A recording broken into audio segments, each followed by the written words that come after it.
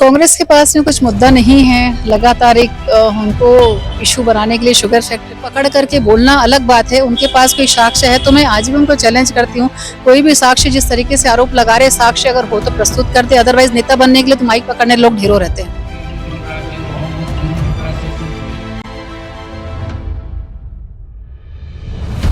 देख रहे थे फाया न्यूज में हूं अंजलि। हमारे साथ में पंडरी विधायक मानापुरा जी, आइए उनसे बातचीत करेंगे। आप पहली विधायक है जो लक्ष्य कोचिंग निःशुल्क कोचिंग शुभारंभ की, क्या कुछ कहना चाहेंगे? बिल्कुल, लक्ष्य कोचिंग निःशुल्क जो कोचिंग है पंडरिया में जिसकी शुरुआत हुई है और बहुत खुशी की बात है कि जो बच्चियां हमारे बाहर जो पढ़ने जाती थी उनको बहुत सारे परेशानियों का सामना जो करना पड़ता था, तो ये कोचिंग खुलने से उनकी वो दिक्कतें दूर होंगी। हर किसी को पहले तो माता पिता से दूर होना था पढ़ाई करने, अगर बाहर जा रहे हैं कोचिंग करने के लिए। दूसरा, आर्थिक रूप से हर कोई जो सक्षम नहीं होते हैं उनके माता पिता को बहुत मेहनत करके उनको उनके फंड का अरेंजमेंट जो करना पड़ता था, तो उन सब परेशानियों से काफी राहत आज मिलेगी।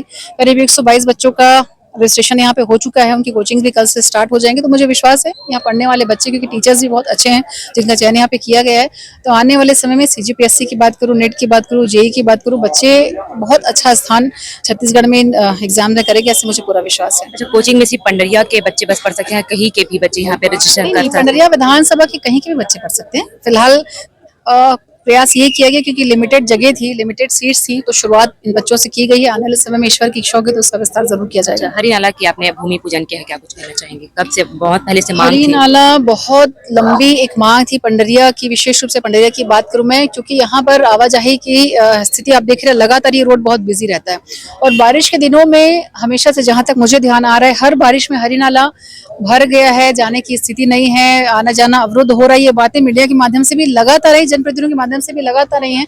पिछले 5 साल में कांग्रेस सरकार जब थी तो उन्होंने कुछ भी इस प्रोजेक्ट के लिए कुछ भी नहीं किया था, और मुझे खुशी है कि फिर से भाजपा विकास की एक नई सौगात लेकर के 76 लाख का यहाँ पे जो हरिनाला की स्वीकृति हमें मिली, आज उसका भूमि पूजन भी हुआ है, तो कोशिश यही रहेगी आने वाले बारिश के पहले पहले हरिनाला का काम कंप्लीट हो जाए। अच्छा, शुगर फैक्ट्री को लेकर के कांग्रेस जो है धरना प्रदर्शन कर रहे थे, वहाँ पे थैला बाहर से मंगाया जा रहा है ऐसा बोल रहे थे, इस पर क्या कुछ कहना चाहेंगे?